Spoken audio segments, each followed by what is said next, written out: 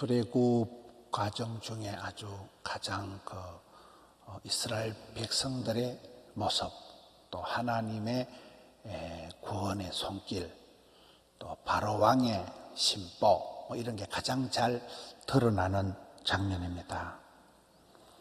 1절에 보면 이제 하나님께서 모세에게 지시하신 대로 2절에 이스라엘 자손이 돌이켜서, 그대로 가면 빨리 가는 길인데 그대로 빨리 가면 그 블레셋 땅, 팔레스타인과 전쟁이 벌어지면 초반에 굉장히 전의를 잃어버리고 이 이스라엘 백성들이 혼란해하고 다시 애굽으로 돌아갈까 싶어서 광야로, 바다로 이렇게 돌이켜가라, 돌아가라, 그 말씀을 듣고 이스라엘 백성들이 바닷가에 장막을 치게 됩니다. 3절부터 보면 이제 바로 왕의 오판, 바로 왕의 어떤 착각이 나옵니다. 바로가 이스라엘 자손에 대하여 말하기를, 그들이 그 땅에서 멀리 떠나 광야에 갇혔다. 저것들이 이제 가두면은 가도 오도 못하고 앞에는 바다고 광야에, 사막에 딱 갇혀버렸다. 저것들은 따라가서 잡아야 되겠다. 이제 여기서부터 바로 왕의 어떤 오판이 생기는 겁니다. 4절에 하나님께서 바로의 마음을 완악하게 한 적, 바로가 애굽 군대가 마지막 어떤 해야 될 역할이 있는 거잖아요. 마음을 다시금 강팍하게 해서 그들이 뒤를 추격하게 하는데, 그 막강한 애굽의 군대와 병거들을 인해서 야, 하나님은 살아계시는구나, 과연 우리 하나님이시구나, 그거를 이제는 애굽 사람들이 바로 알도록, 애굽 사람들에게도 하나님이 누구신가를 깨우치시는, 우리가 믿으면 영광을 보리라 하는 그런 애굽 사람들이 하나님이 얼마나 위대하신 분인가를 직접 체험하게 되는 그런 단계로 지금 들어가는 것입니다. 5절을 보면 우리가 항상 이 소통, 커뮤니케이션의 중요성이 잘 나옵니다. 백성이 도망을 한 사실이다. 팩트가 사실이다. 백성이 도망을 갔다. 팩트가 아니잖아요. 하나님께서 출애굽을 주도하셨는데 지금 바로 왕이 리포트를 받는 것은 백성들이, 저것들이 도망쳤다는 거예요. 도망한 사실이 애굽 왕에게 알려짐에, 그러니까 밑에 있는 참모들이 저것들을 토꼈다는 거죠. 보고를 엉터리라고 바로와 그의 시내들이 그 백성에 대하여 마음이 변하여, 마음이 뒤집어지니까 하나님은 복을 주시기 전에 그 사람에게 평강을 주시는 거거든요. 마음이 이렇게 차분한 사람은 병원에서 암 진단을 받아도 암을 이겨나가요. 근데 마음이 벌렁벌렁하고 마음이 불안한 사람은 큰일 났다. 그리고 이 큰일이 되는 거예요. 근데 이 마음이 뒤집어져가지고 우리가 어찌 이같이 하여 이스라엘 우리 섬김에서 놓아보냈는고, 이게 오판이 되기 시작하니까 보고를 하는 것도 팩트가 아니고 저것들이 잠시 도망쳤다고 잘못된 보고를 하고, 또 그걸 듣는 바로 왕도 마음이 뒤집어져 가지고 10가지 재앙을 덮어쓰고 이미 애굽이 초토화가 되어 있는데, 장남이 죽어나갔는데 끔찍한 지금 그 어떤 경험을 해서 굉장히 마음이 이렇게 낮아져 있어야 되는데, 다시금 욕심에 눈이 멀어가지고 상당한 우리 노동력을 잃어버렸다는 거예요. 저것들은 평생 우리를 섬겨야 될, 우리 종놈들이 우리를 섬겨야 될 일꾼들이, 저것들은 뭐 땜시 우리가 어찌해서 저것들을 놔보냈을까요? 빨리 가서 다시 잡아와야 되겠다는 이제 오판을 하게 되고 추격을 하게 되고, 그야말로 죽을 깨를 써는 거죠. 일이 안 될 때 보면 복 있는 사람은 악인의 깨를 따르질 않는데 안 되는 사람은 자꾸 안 될 깨를 쓰는 거예요. 안 될 짓을 머리를 써가지고 하게 되는 거예요. 그래서 이제 추격 60분이 되는 것입니다. 9절에 보면 애굽 사람들과 바로의 말들, 병거들과 마병들, 그 군대가 바짝 따라가가지고 그들의 뒤를 따라붙이고 그들이 장막 친데 미치니라. 굉장히 이제 화급한, 이스라엘 백성들로 봐서는 똥줄이 땡기는 그런 지경이 초래가 됩니다. 10절에 바로가 가까이 올 때 이스라엘 자손이 눈을 들어 보니까 기가 막히는 거예요. 애굽 사람들이 자기들 바짝 뒤까지 도착을 한 거예요. 이스라엘 자손이 심히 두려워하여 하나님께 부르짖는다. 이제 이스라엘 백성들이 막 똥줄이 땡기는. 그럼 우리가 자주 쓰는 말이 문제를 문제 삼지 마라. 문제를 삼으면 문제거리만 되지만은 어떤 문제라도 기도 제목을 삼아버리면 그게 썸머리 단머리 되고 골칫거리가 간정거리가 되는데, 지금 여기 이스라엘 백성들이 하는 반응은 11절 12절에 보면 11절 바로 그들이 모세에 대해서 원망을 하는 거예요. 매장지가 없어서 애굽에 무덤이 없어가지고 여기까지 와서 이 광야에서 우리를 죽게 하느냐. 어째서 당신이 우리를 이끌어내어서 오늘 이같이 어렵게 만드느냐. 13절에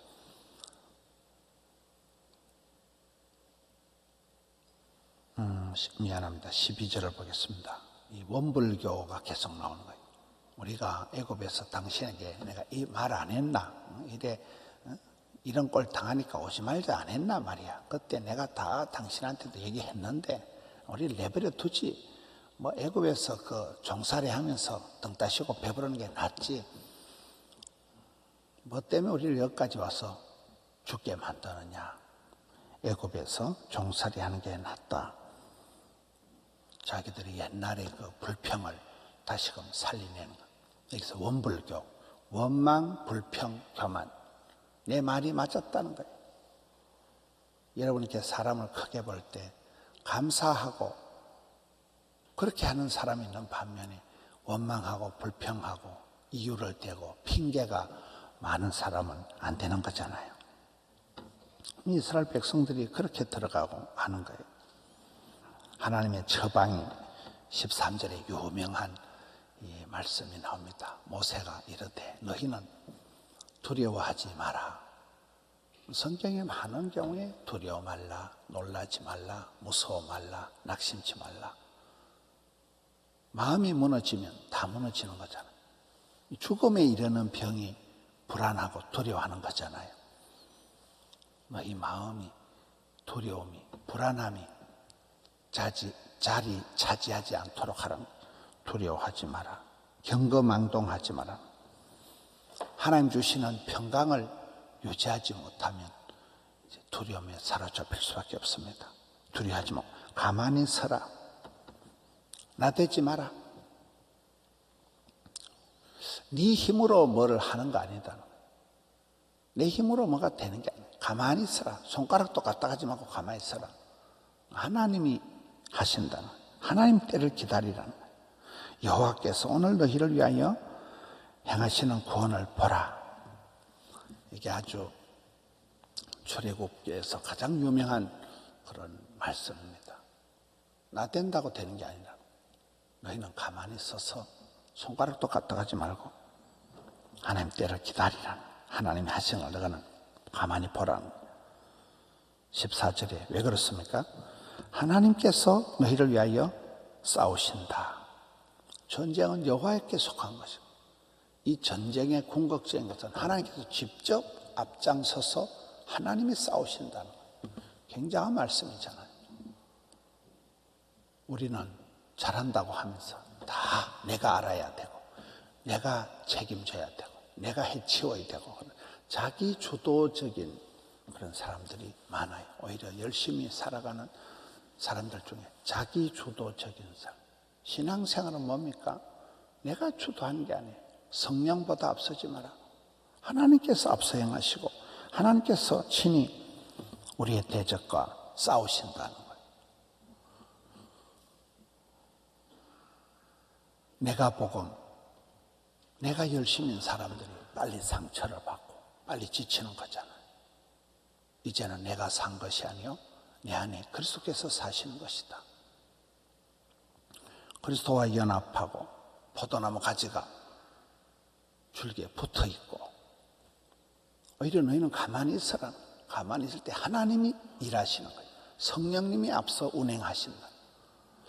이 구원의 도리, 믿음의 자세, 이것을 오늘 이 참 위급한 이스라엘 백성들이 어떻게 보면 똥줄이 땡기는 그 과정 속에서 이제 이 결과가 나중에 애굽 사람들에서 폭망을 하고 하나님이 보여주신 거예요. 야, 하나님 대단하시다.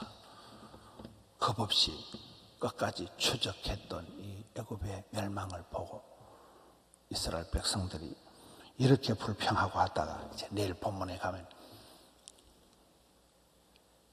이 건너고 난 뒤에는 또 막 엄청 찬양 집회를 크게 하거든요. 굉장히 조울증 환자 같은 거를 금방 막 죽겠다 했다가 금방 또 해볼래 했다가 지금 여기는 썰렐루야, 내일 좀 가면 뭐 할렐루야. 우리의 감정이 그렇다. 감정이 우리가 막 죽을 듯하고 저기 아주 네가 우울증이 심하거나 네가 아주 조울증이 심하거나 아침 저녁으로 마음이 바뀌는 거예요.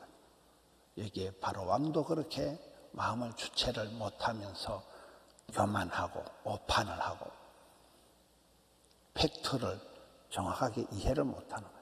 아이고 손해봤다. 우리 따라가면 다시 저 상당한 노동력을 도로 찾아올 수 있겠다는 오판을 하면서 죽을 깨를 썼듯이 여러분 우리가 하나님의 이 구원의 손길 성령 하나님의 역사하심을 못 보면 내가 나대는 거예요. 움직이는 대로 다 돈이 되고 내가 설치는 대로 다 내게 되고 그게 굉장한 인본주의요. 그게 굉장한 불신의 소치라는 거죠. 신앙생활은 영적인 세계를 바라보는 거예요. 그렇죠? 하나님께서 어떻게 역사하시는가? 촛대가 어디로 움직이는가? 축복권이 어디로 흘러가는가? 영적인 세계를 바라보는 거예요. 하나님이 누구를 축복하시고 하나님 누구를 심판하시는가? 영적인 세계를 바라보주라 했다. 당장 내가 손해본 게 얼마고 아이고 내가 실수했네. 빨리 가서 다시 찾아와야 되겠나니 바로 왕의 심보를 보고 또 이스라엘 백성들의 경거망동하고 원불교 거지 같은 생활 원망 불평 교만으로 흘러가는 이스라엘 백성들이 호세아에서도 보면 착각을 하는 거예요. 하나님을 알지 못하는 거예요. 교만한 거예요. 그러니 불평하고 원망하고 짜증하고 죄를 짓고 죄가 쌓이니까 교만하고 이게 부패하고 타락하고 심판당하고 멸망하고 이렇게 흘러가는 거잖아요.